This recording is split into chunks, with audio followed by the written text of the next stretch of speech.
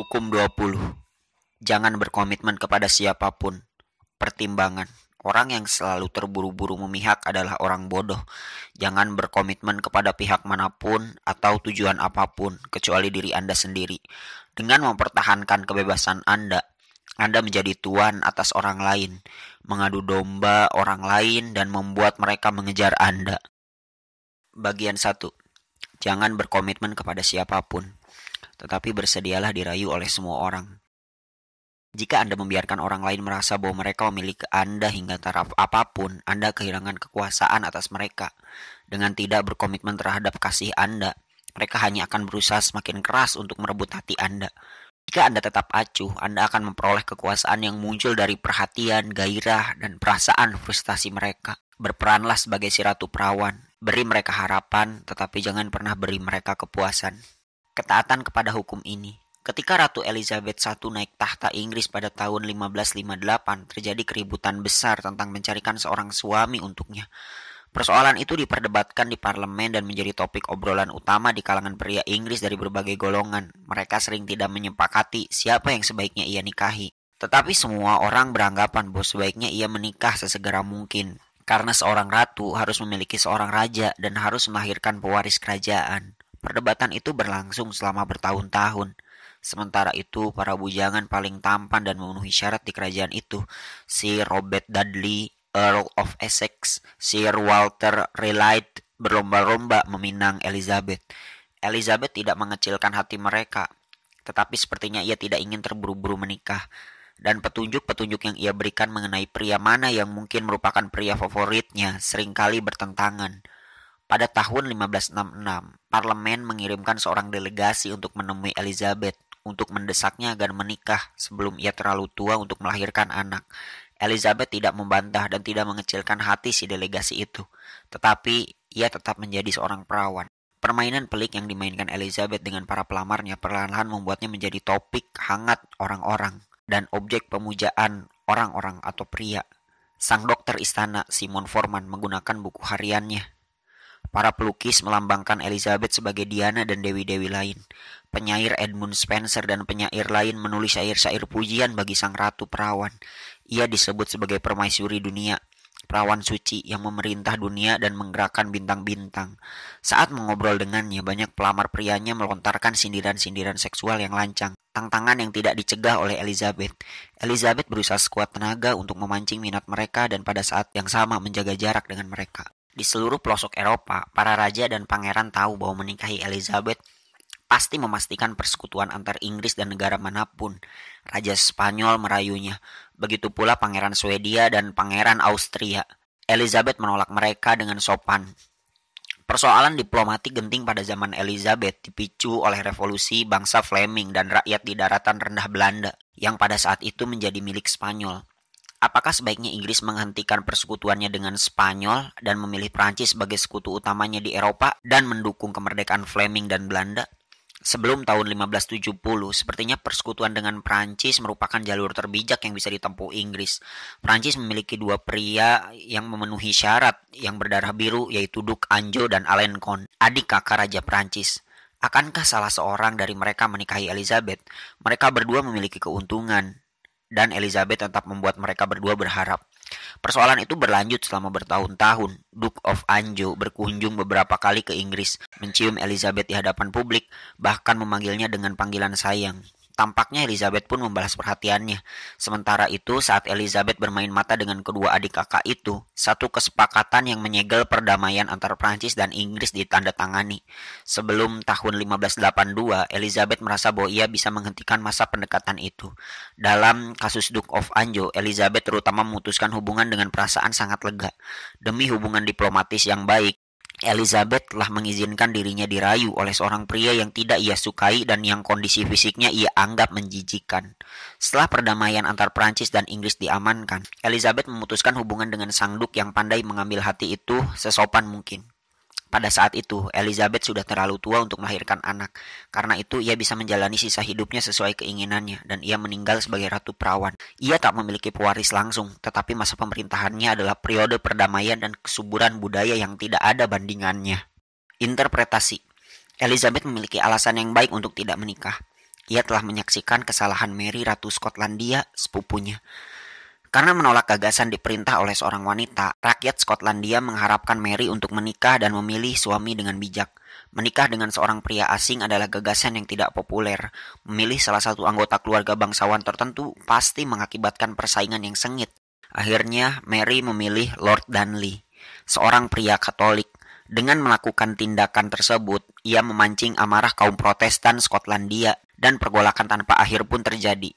Elizabeth tahu bahwa pernikahan seringkali bisa mengakibatkan kehancuran seorang penguasa wanita. Dengan menikah dan berkomitmen, bersekutu dengan satu golongan atau negara, sang ratu pasti terlibat dalam beragam konflik yang tidak ia pilih sendiri. Konflik-konflik yang akhirnya mungkin bisa membuatnya kewalahan atau membimbingnya menuju perang yang sia-sia. Selain itu, sang suami akan menjadi penguasa de facto dan seringkali mencoba menyingkirkan istrinya sebagai ratu, sebagaimana Darnley mencoba menyingkirkan Mary. Elizabeth sudah menyelami pelajaran itu dengan baik.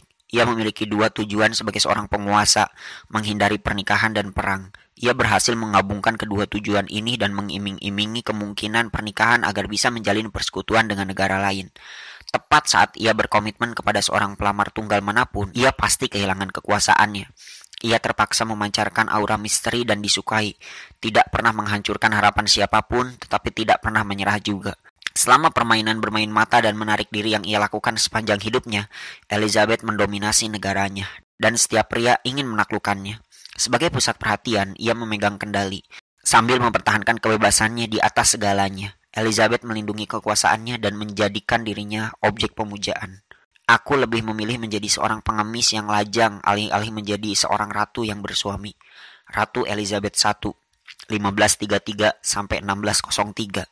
Kunci kekuasaan. Karena kekuasaan amat tergantung kepada penampilan, Anda harus mempelajari trik-trik yang akan meningkatkan image Anda. Menolak berkomitmen kepada seseorang atau kelompok adalah salah satu kunci kekuasaan. Saat Anda menahan diri, Anda bukan memancing amarah, melainkan sejenis penghormatan. Anda selalu tampak berkuasa karena Anda membuat diri Anda tak bisa diraih alih-alih berkomitmen kepada suatu kelompok atau hubungan tertentu sebagaimana yang dilakukan oleh sebagian besar manusia. Aura kekuasaan ini semakin bertambah besar seiring berjalannya waktu. Saat reputasi kebebasan Anda bertambah besar, semakin banyak orang pasti menginginkan Anda. Ingin menjadi orang yang membuat Anda berkomitmen. Gairah bagaikan suatu virus. Jika kita menyadari bahwa seseorang diinginkan oleh orang lain, kita pun cenderung menganggap orang itu menarik.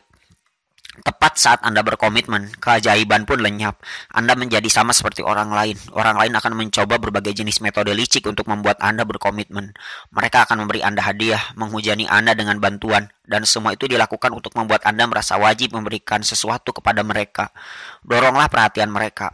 Rangsang minat mereka, tetapi bagaimanapun juga janganlah berkomitmen kepada mereka. Terimalah hadiah-hadiah dan bantuan itu jika Anda memang menginginkannya, tetapi berhati-hatilah dalam mempertahankan keacuhan batin Anda. Anda tak boleh dengan kurang hati-hati mengizinkan diri Anda merasakan kewajiban apapun kepada siapapun. Tetapi ingatlah hal ini. Tujuan Anda bukanlah untuk membuat orang lain segan atau memberi kesan seolah Anda tidak mampu berkomitmen. Seperti si Ratu Perawan, Anda perlu memancing minat, membujuk orang lain dengan kemungkinan bahwa mereka bisa memiliki Anda. Karena itu sesekali Anda harus berkompromi dengan perhatian mereka, tetapi jangan berkompromi terlalu jauh. Tentara dan negarawan Yunani Alkibiades memainkan permainan ini dengan sempurna. Alkibiades lah yang mengilhami dan memimpin armada Athena yang berjumlah amat besar yang menyerang Sisilia pada tahun 414 sebelum Masehi. Ketika rakyat Athena yang merasa iri yang berada di kampung halaman mereka mencoba menjatuhkannya dengan menuduhnya atas tuduhan palsu, ia membelot kepada pihak musuh, bangsa Sparta, alih-alih menghadapi persidangan di kampung halamannya. Kemudian, setelah bangsa Athena dikalahkan di Sirakus, ia meninggalkan Sparta dan berangkat ke Persia, meskipun kekuasaan Sparta sekarang sudah mulai memuncak. Namun demikian, sekarang baik bangsa Athena maupun Sparta membujuk Alkibiades karena pengaruhnya terhadap bangsa Persia, dan bangsa Persia menghujaninya dengan gelar-gelar kehormatan karena kekuasaannya atas bangsa Athena dan Sparta. Ia berjanji kepada semua pihak, tetapi tidak berkomitmen kepada siapapun. Jadi pada akhirnya ia memegang semua kartu mereka. Jika Anda ingin berkuasa dan berpengaruh, cobalah taktik Alkibiades. Tempatkan diri Anda di tengah-tengah para penguasa yang bersaing. Bujuk satu pihak dengan janji bantuan Anda. Pihak lawan yang selalu ingin mengalahkan musuhnya pasti juga mengejar Anda. Saat kedua belah pihak berlomba-lomba mendapatkan perhatian Anda pasti langsung tampak seperti seorang yang sangat berpengaruh dan diinginkan. Lebih banyak kekuasaan akan Anda peroleh dengan cara ini daripada jika Anda berkomitmen kepada satu pihak dengan serampangan. Guna menyempurnakan taktik ini, Anda harus menjaga batin Anda agar tetap terbebas dari ikatan emosi apapun dan menganggap semua orang di sekeliling Anda sebagai bidak untuk membantu Anda naik ke puncak kekuasaan. Anda tak bisa membiarkan diri Anda menjadi pesuruh demi mencapai tujuan apapun. Di tengah-tengah pemilu Presiden Amerika Serikat tahun 1968, Henry Kissinger menelepon tim Richard Nixon. Kissinger telah bersekutu dengan Nelson Rockefeller yang telah gagal dinominasikan sebagai calon presiden Partai Republik. Sekarang Kissinger menawarkan diri memberi tim Nixon informasi orang dalam yang berharga tentang negosiasi perdamaian di Vietnam yang saat itu sedang berlangsung di Paris. Ia memiliki seorang bawahan yang tergabung dalam tim negosiasi yang terus-menerus memberitahunya tentang perkembangan terbaru negosiasi tersebut. Tim Nixon menerima tawarannya dengan senang hati. Namun demikian, pada saat yang sama, Kissinger juga mendekati calon presiden Partai Demokrat Hubert Humphrey yang menawarkan bantuannya. Humphrey memintanya memberikan informasi orang dalam tentang Nixon dan Kissinger memberikan informasi tersebut. Dengar, Kissinger memberitahu tim Humphrey, "Aku sudah membenci Nixon selama bertahun-tahun. Sesungguhnya ia tidak berminat bergabung dengan kedua belah pihak itu. Yang sesungguhnya ia inginkan adalah sesuatu yang ia dapatkan. Janji posisi kabinet tingkat tinggi dari Nixon dan Humphrey. Pria manapun yang memenangkan pemilu itu, karir Kissinger sudah aman." Tentu saja pemenangnya adalah Nixon, jadi Kissinger pun segera menempati jabatannya di kabinet. Walaupun demikian, ia berhati-hati agar tidak pernah memberi kesan bahwa ia terlalu berpihak pada Nixon. Ketika Nixon terpilih kembali sebagai presiden pada tahun 1972, banyak orang yang jauh lebih setia kepadanya daripada Kissinger dipecat. Kissinger juga satu-satunya pejabat tinggi Nixon yang bertahan setelah kemunculan skandal Watergate dan menjabat di bawah pimpinan presiden berikutnya, Gerald Ford. Dengan mempertahankan sedikit jarak, Kissinger bisa bertahan di tengah-tengah masa-masa penuh pergolakan itu. Orang-orang yang menggunakan strategi ini seringkali menyadari satu fenomena aneh. Orang-orang yang cepat menyokong orang lain cenderung sedikit dihormati dalam prosesnya, karena bantuan mereka diperoleh dengan amat mudah, sedangkan orang-orang yang menarik diri mendapati diri mereka dikepung oleh para pendukung. Keacuhan mereka memancarkan kekuasaan, jadi semua orang ingin agar orang-orang acuh itu berpihak kepada mereka. Ketika Picasso yang hidup miskin pada tahun-tahun awal hidupnya telah menjadi seniman paling sukses di dunia, ia tidak berkomitmen kepada dealer manapun. Meskipun sekarang mereka mengepungnya dari segala pihak dengan memberikan tawaran-tawaran menarik dan janji yang muluk-muluk. Sebaliknya, tampaknya ia tidak berminat kepada jasa mereka. Teknik ini membuat mereka kesal, jadi saat mereka berlomba-lomba mendapatkannya, harganya malah semakin tinggi. Ketika Henry Kissinger sebagai sekretaris negara Amerika Serikat ingin mengurangi ketegangan hubungan dengan Uni Soviet, ia tidak menawarkan kelonggaran atau perdamaian, tetapi malah membujuk Cina. Hal ini membuat pihak Soviet berang dan juga takut. Mereka sudah terisolasi secara politis dan merasa takut diisolasi lebih lanjut jika Amerika Serikat dan Cina bersekutu. Langkah Kissinger mendesak mereka bertemu untuk bernegosiasi. Taktik ini pun bisa dijalankan dalam rayuan. Ketika Anda ingin merayu seorang wanita, Stendhal menasihati Anda untuk merayu saudara perempuannya dulu. Tetaplah acuh, maka orang lain akan mendatangi Anda. Mereka akan merasa tertantang merebut perhatian Anda. Selama Anda meniru ratu perawan yang bijak dan memancing harapan mereka, Anda akan tetap menjadi magnet perhatian dan gairah. Image si ratu perawan, pusat perhatian, keinginan dan pemujaan.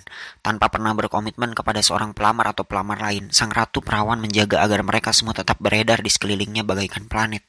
Tak mampu meninggalkan orbitnya, tetapi tak pernah lebih dekat dengannya. Otoritas. Jangan berkomitmen kepada siapapun atau apapun, karena hal itu sama dengan menjadi seorang budak. Seorang budak bagi setiap manusia. Di atas segalanya, jagalah diri Anda agar tetap bebas dari komitmen dan kewajiban. Keduanya adalah alat orang lain untuk menundukkan Anda di bawah kekuasaannya. Baltasar Gracian, 1601-1658. Kutipan, burung elang kecil, burung gagak, dan si rubah. Burung elang kecil dan burung gagak membuat kesepakatan bahwa sebaiknya mereka membagi dua segalanya yang mereka peroleh di hutan. Pada suatu hari, mereka melihat seekor rubah yang telah dilukai oleh para pemburu tergeletak tak berdaya di bawah sebatang pohon, dan mereka berkumpul mengelilinginya. "Kami akan mengambil paruh atas tubuh rubah ini. Kalau begitu, kami akan mengambil paruh bawah rubahnya," sahut burung elang kecil itu. Si rubah menertawakan mereka dan berkata, "Aku selalu berpikir bahwa burung elang kecil adalah ciptaan yang lebih superior daripada gagak. Karena itu, sebaiknya mereka mendapatkan paruh atas tubuhku. Karena paruh atas tubuhku terdiri dari kepalaku yang berisi otak dan benda-benda lembut lainnya. Oh ya, itu benar, sahut burung elang kecil. Kami akan mengambil bagian itu dari tubuh si rubah. Sama sekali tidak benar, tukas para gagak. Kamilah yang harus mengambilnya seperti yang telah kita sepakati. Kemudian pecahlah perang antar kedua kelompok itu, dan banyak korban berguguran dari kedua belah pihak. Dan sedikit sisa pejuang yang bertahan hidup kabur dengan susah payah. Si rubah tetap di sana selama beberapa hari dan dengan santai memakan bangkai burung elang kecil dan gagak.